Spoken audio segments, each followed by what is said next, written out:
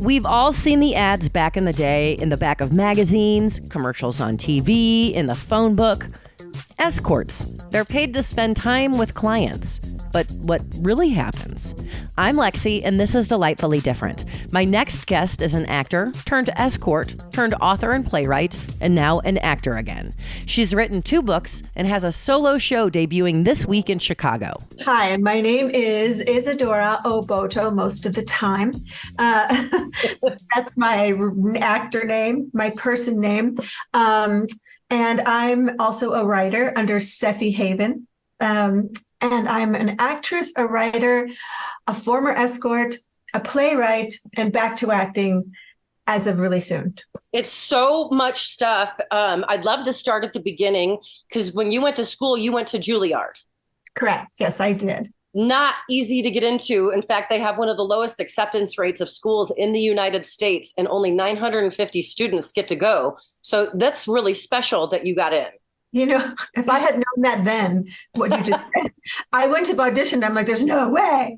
But I think I just got lucky, you know. Well, I doubt that you just got lucky. You had to be good. And you said you auditioned. Everybody has to audition. What was that process like? It was long, actually, not their audition, but the leading up to it, you know, the working on picking out what pieces you might do and working on those over and over every single day until you felt ready. And then the process was, at the time, there was something called the League of I think it was theaters, the League of Drama Schools. And there was only 14 in the country that made it into that status. Okay. And so, and there was like NYU and Yale and Juilliard and Washington State, I think was one, SMU. But in any case, so they had auditions on one day in each different region of the country. Oh. So I was in Chicago. And so I went to the Drake Hotel where tons of other hopefuls were, and we auditioned all day. I think it was 14 different schools, 14 different auditions, and Juilliard was my last one. And I was really sure I didn't get in, but but you did get in, and not only did you get in, but you ended up graduating from Juilliard. I did, yeah. How did that feel that day you graduated? It was actually bittersweet. First of all, I was going to miss I thought we might stay together, our really close, tight-knit group. But when we go to Juilliard, the great thing is at the very end, we each get 6 minutes to audition in front of every casting director and agent in the country, which is an opportunity most people get. Right. And you hope that this will create a career for you. You're going to leave school and go straight into a career, because if you don't have a way in, you could be not acting for the rest of your life. Right. So mine did not go so well. I auditioned very well. I had great scene partners. I did great scenes. It was great. Aaron Sorkin, who is Aaron Sorkin, but at the time was just Aaron Sorkin. This was pre A Few Good Men. Was there doing an article on the Rolling Stone magazine, and he followed myself and Andre Braugher and this guy named Michael Loudon around and kind of wrote an article for the Rolling Stone on what it was like to graduate these, schools. And so when Andre did very well, Michael did very well. When I finished, I had nothing. Nobody wanted me. So Aaron sort of saved me in some way. He called me and said, "This is weird." And I said, "Thank you," because I'm going to commit suicide right now. And he said, "I'm going to ask if that's okay. Why?" And I said, "That would be great." Excuse me. So he went to casting directors and agents that would take his call, and they all said things like, "She's not very good looking. I wouldn't know what to do with her. She's not castable." One person even said, "Well, she's not very fuckable." So I was like, "Oh, okay." And I know I'm not Hollywood beautiful, but and at that time too, either you were Pamela Anderson or you were her ugly girlfriend. Okay. So it was 1984? 1988. 1988. Okay. So, it was the age of Benetton, too, where, if you were exotic in a really exotic way, that was good, but not in a nice Jewish girl way. Okay. So it was devastating, really. So I was sort of thrown back into the pit of starting over again. And I think, too, looking back now, it made so much of a scar on my self-esteem that I don't think I ever got over it. I'm sure. In the working times of my life. now I'm older and I'm like, whatever. I'm It pretty sounds fine. devastating because also on top of it, you are a beautiful woman. And it's insanity to me that's that feedback you were getting that you weren't beautiful enough. The 80s were an interesting time. They were. Well, it's still kind of true today, Right. but we do have a lot more places for women to work and different types of women. Right. So there's still barriers to entry, but yeah, looks are not quite as integral in the way that they were. So you find yourself not landing any of these acting gigs and you've got a lot of debt and you're living in a very expensive city, New York City, one of the most expensive cities in the world. And then you end up seeing an ad. Yeah. So I thank God for student loans, right? So I was about $100,000 in debt in the 80s, which is, huge amount today, or then even, and just unlivable, really. So I did see this ad. I think people should read the book, but the ad was promising thousands of dollars, and I didn't even make that in a month, So I was like, how could they possibly promise this? And all it was supposed to be escorting men to places, and I thought, well, yes, out to dinner or to a charity ball. Well, that sounds lovely. And I looked this up. This is perfectly legal in most states, and it's considered just spending time with another person for money, and it's not sex. Well, that's what they said in the ad. Okay. I think, yeah. And so it turned into be, what we think of as the escort business, which was different in the 80s than it became as time went by. But yeah. Really? How is it different now than it was in the 80s? Well, in the 80s, there was escort agencies. It was impossible for most girls to be independent. There was no way to be really, because advertising in the Yellow Pages, which was an old time book that we used to have to look numbers up in, advertising in that big book called the Yellow Pages that we sat our kids on during turkey dinners, were thousands of dollars a month. So most girls could never afford that. So we worked for agencies, which was great. I mean, we made 50-50 split. But what that meant was when people called for you, it was a little less personal because it was by the hour, Oh, okay. Or they could keep you for more hours, but it was still, and then you could form personal relationships, but they would still call through the agency.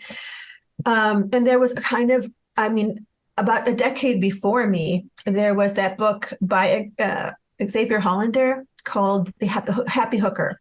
Okay.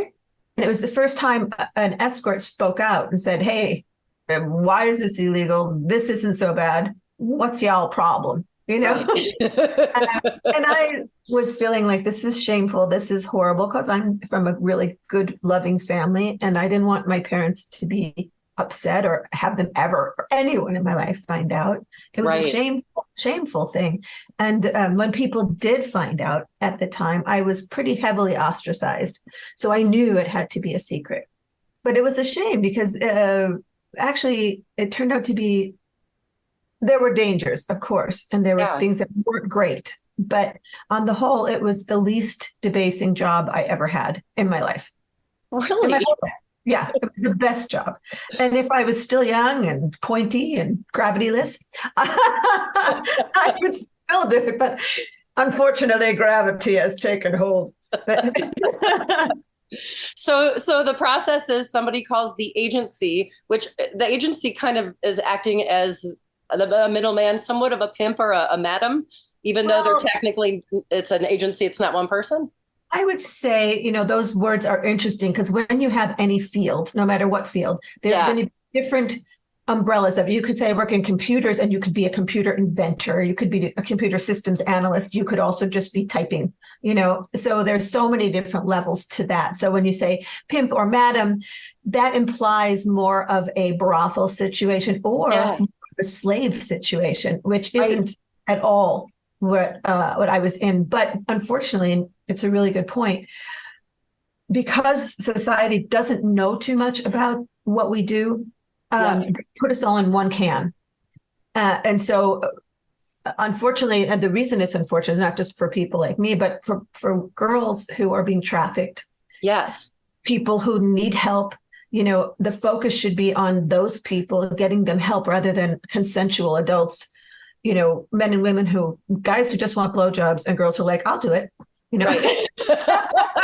So your situation is not the same as, it's like, my next question was going to be, what's the difference between an escort and a prostitute?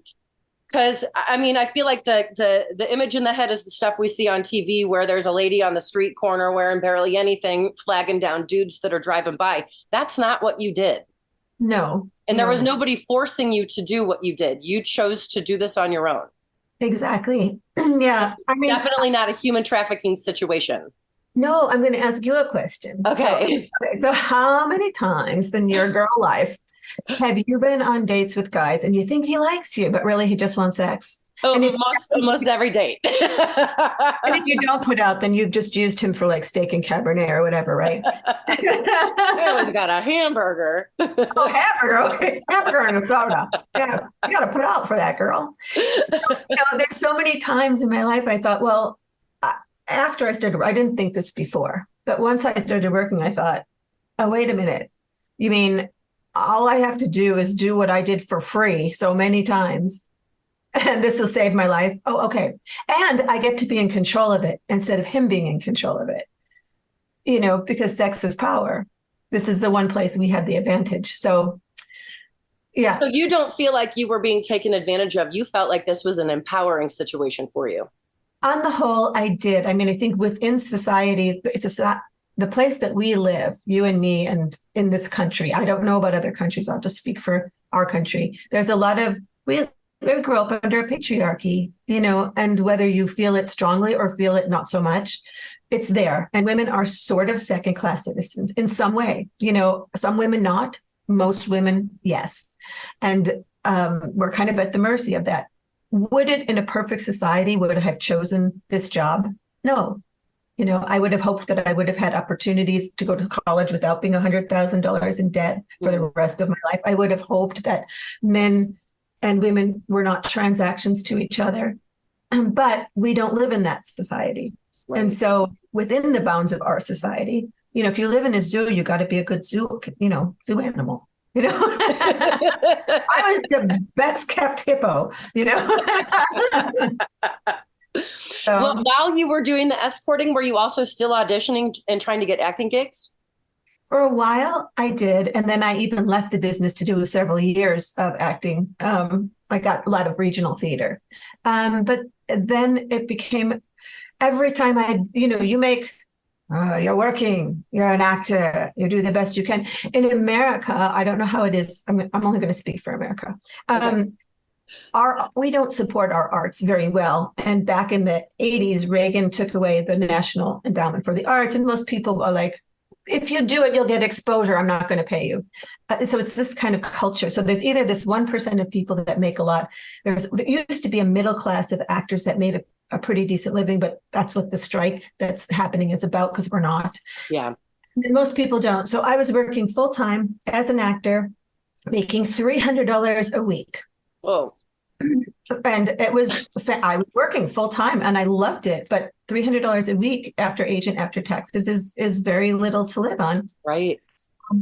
It was very hard to stay an actor. So I used to go back to escorting in between so I could afford to stay an actor. It was like, I got to do this to do that. It was a trade-off. As an escort, how much did your services cost? Well, eventually, they changed all through the time. So when I first started, it was $200 or $300 an hour minus 50-50 split with the agency. Okay. Okay. So you're making significantly more money as an escort. Like you're able to support yourself now. Yes. The $300 a week I made as an actor, I was making in one night, easy. So, but then as time went by and I became an independent escort, worked for myself, eventually I could make, $500 to $1,000 an hour. Wow. So you were able to cut out that middleman and just do it for yourself eventually. Yeah. It takes a lot of work to be independent. I'm sure. A lot. It was much more than people think. Like if you think, oh, it's so easy, you just lay there. It's like, no.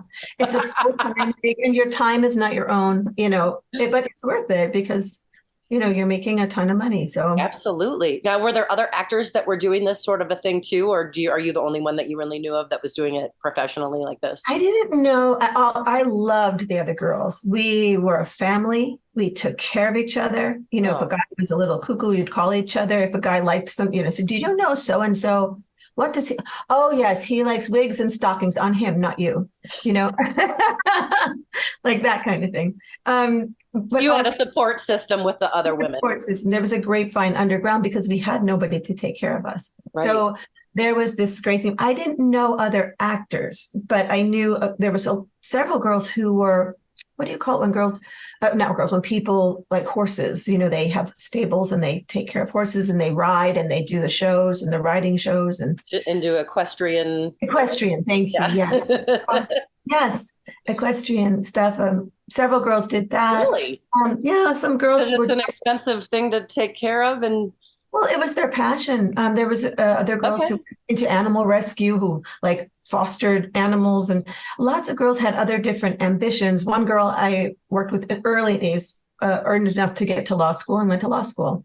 So there were girls doing a lot of things, but needing to make money to make their dreams come true because they didn't come from money. Wow. Incredible. Now, you said that you kept this a secret for a long time and then it got out. Did it get out before you wrote it all down, or did someone discover your secret? Well, I tried to start a long time ago. I tried to start a theater company. The person I started it with, who is now a famous actor, but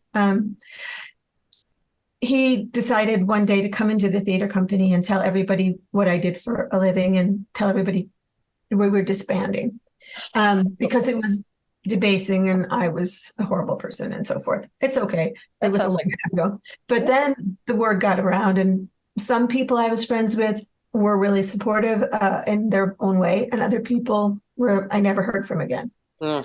I'm Lexi, and this is Delightfully Different. Today, I'm talking with Isadora O'Boto, aka Stephe Haven. She's a former escort who is now an author and playwright with a solo show debuting this week. What about your family? Did they find out? No, my family didn't know, and I never told them. And recently, so frightening.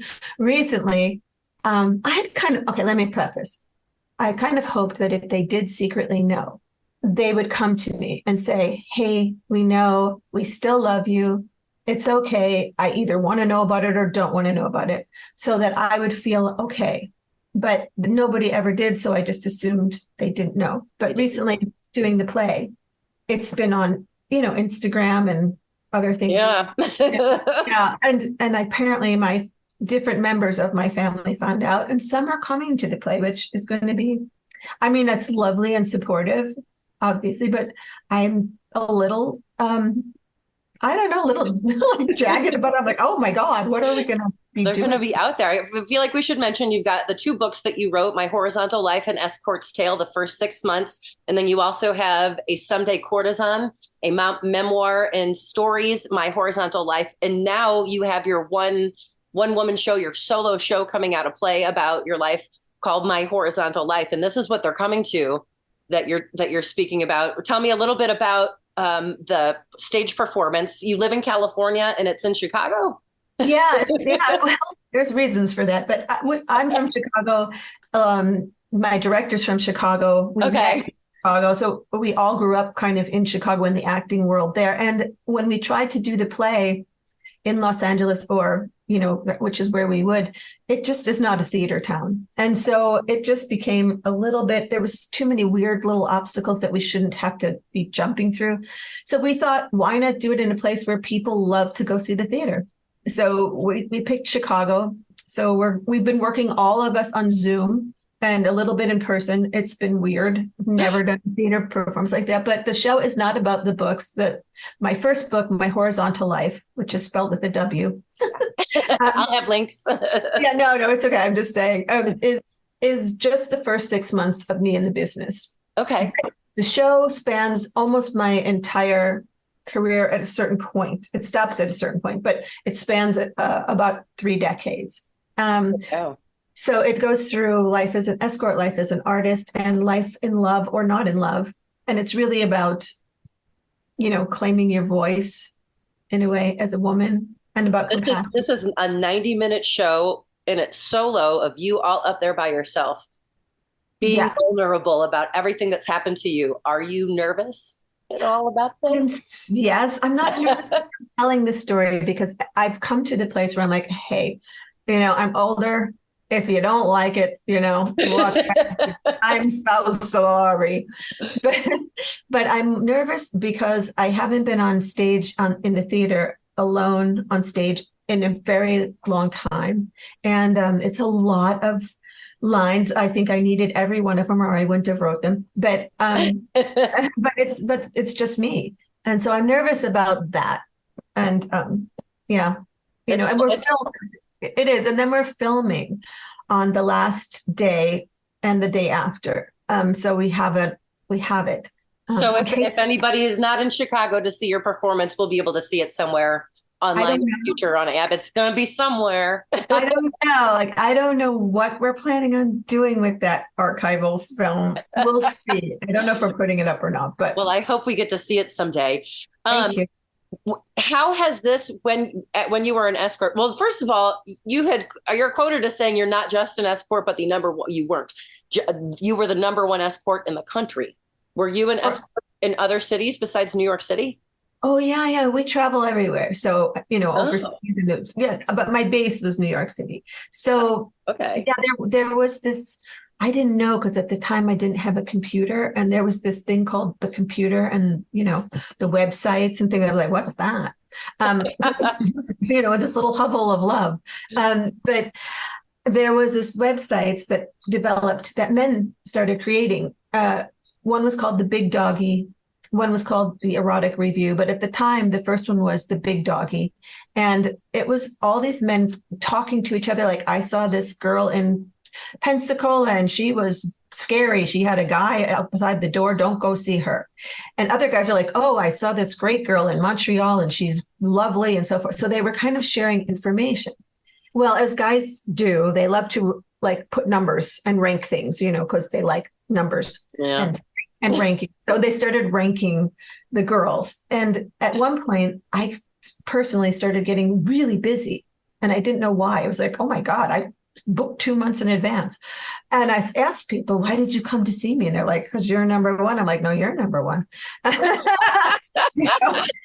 And I finally went down to the library and looked on the computer. There was this website, Big Doggy Escort Reviews. And I was number one in the country for that year. And then another year. And I think I was number one for 3 or 4 or 5 years.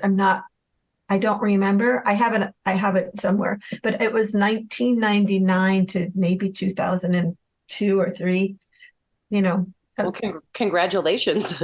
What is it that makes a number one escort? What was the thing that they liked? I think that I was a person and cared about them, like that I was actually a person and they were a person to me. I feel like there's more conversation than people realize when it comes to prostitution and escorts and stuff. Did you find yourself having less sex and more conversation with people? I think there's a wonderful sexual aspect, a positive sexual aspect, an accepting, loving, positive aspect, taking people through. So this is what I think would be so wonderful that I gave, which is you can surrender. I will take control. You can let go. I will transport you. I am your net. How many times does the man do that for you? Oh, I don't know. That sense of I've got this and you are safe with me no matter what, and that's, I think, a nice sexual aspect. I think the personal aspect is really nice too, because how many times in the day can you go to somebody and say, I just want to talk and laugh, and we can just talk and laugh, and they appreciate you just as you are without judgment, just enjoying you. And so I think that was the gift of it too, that I felt I got from them and they got from me. And I think it was mutual. Well, I don't know about everybody, but. Was there ever a time that you got hurt or you thought your life was in danger? Yes. One time, and it was because I was arrested and I was very scared because it was police who I was alone in a room with, and I didn't feel safe with them, of course. And they thought of me as a whore, a hooker, whatever. They couldn't see I was a person. And I felt truly like a dolphin caught in a tuna net. Wow. I just felt like I was strangling. I was so scared. I've never had anything bad happen to me from any gentleman I've ever seen in my entire working life. Never. Now, part of that is because I'm in a different place than women on the street or children who are being marketed, which is a whole different thing. I know how to screen calls. I know what I'm looking for. I know what not to take. You know what I mean? So there's things like that. But I made a mistake and saw this man who turned out to be a police officer, and I got arrested. And it was you were most scared of the people that were supposed to be there to protect you. They don't protect you. We're doing this against the law in America. Right. So, in some places, most places now. Yeah. Were there any times that were in particular good? Do you have any?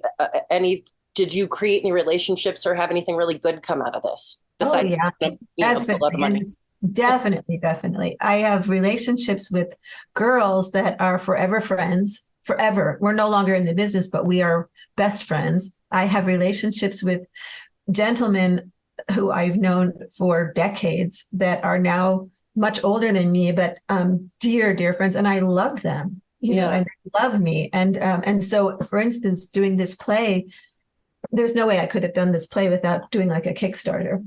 So we did. And I don't know if anybody was going to donate or not, but the people who donated lovingly and the most and enthusiastically were male friends of mine who all wanted to see, even the ones that I hadn't seen for 20 years are like, you're finally doing it. I'm like, I know, I talked your ear off about this.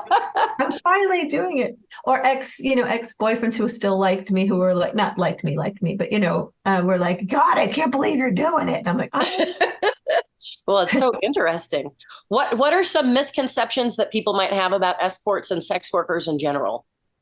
Oh my God. I think that's a whole can of worms. I think just what you said in the beginning, which is what you picture, you picture a girl on the street corner, you picture a girl with a lot of issues, maybe drug issues, you picture pimps, you picture all these things, or you picture these really modelly looking girls who are just mercenary and just, it's so not true. Some of the nicest women I ever knew were escorts because it requires you to be loving. That makes a lot of sense. So when did you decide that you were going to write everything down? Where were you? I've been writing it forever since I started. Really? In toilet paper, in bathrooms, on cocktail. Yeah, but I didn't get to a place where I could finally put to words in a satisfying way that I felt like, okay, I'm saying it. And if they don't get it from this, then they're never going to get it or they don't want to get it. But I'm satisfied that I said it. And that was only the past couple of years where the play took 10 years to write. So, but I wrote other things for a long time. So when did you quit doing it? When did you leave and how did you get out?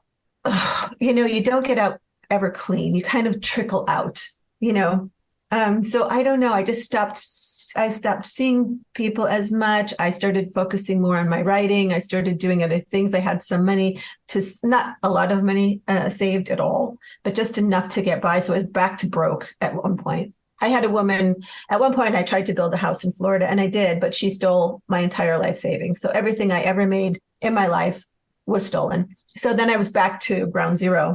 And that was really? Yeah. Yeah, because Florida. No, I used to live there. Yeah. So. But now you've got yourself together. It's like you've come out of it. Are you married and do you have kids and all that stuff? No, I don't. I'm not married. But I haven't really come out of it, but I got to a place of, I'm very poor right now.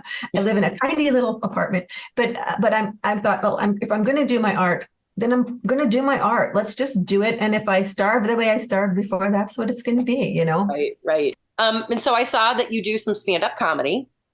I did for a little while. Not anymore, huh?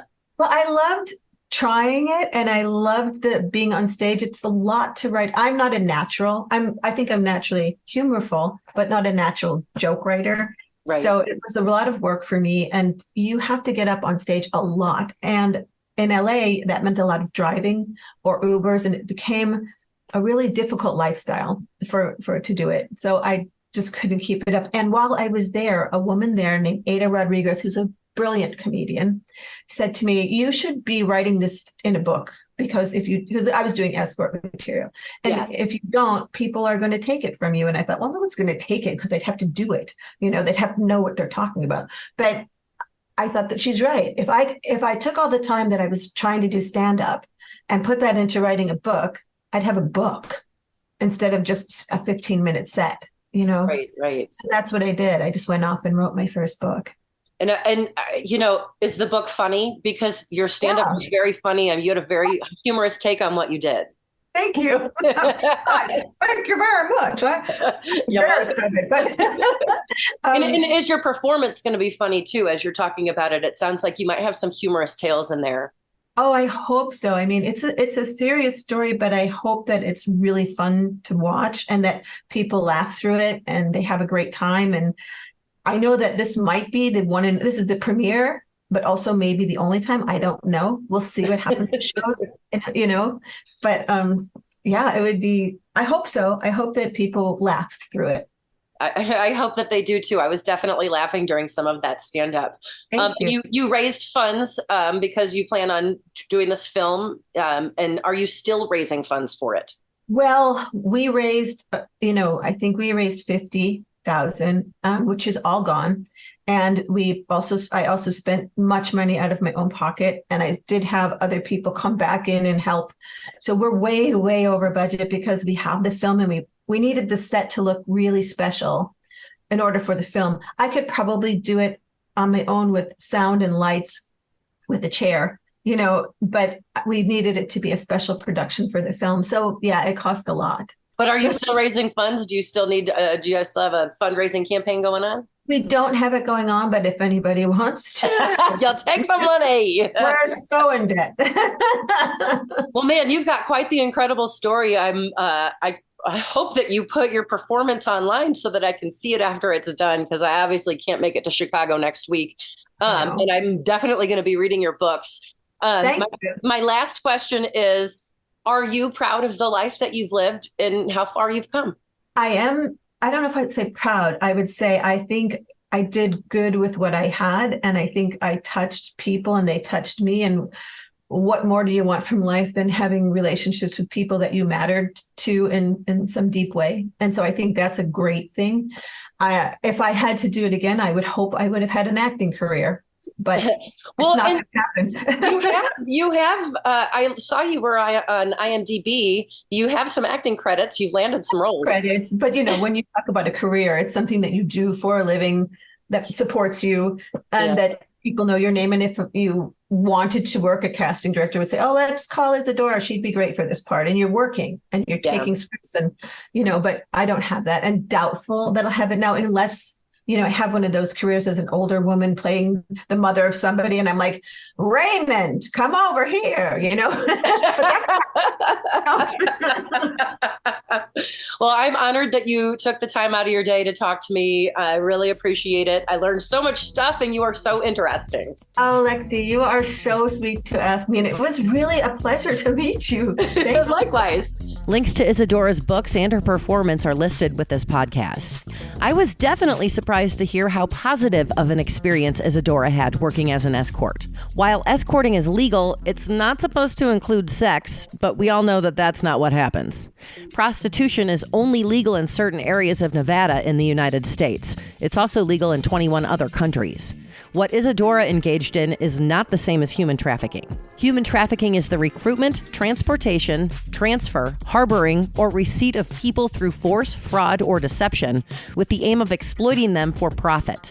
Isadora was willing to engage in escorting and was even her own boss eventually. If you believe you've witnessed human trafficking, call the National Human Trafficking Hotline at 1-888-373-7888. Thanks for joining me this week on Delightfully Different. If you or someone you know lives life differently, I'd love to chat. Email me at lexiontheradio@gmail.com. That's LEXI@gmail.com, or go to delightfullydifferentpodcast.com. Coming up next Thursday, I talk to a professional sand sculptor. he gets to play in the sand for a living. Until next time, have a delightful week.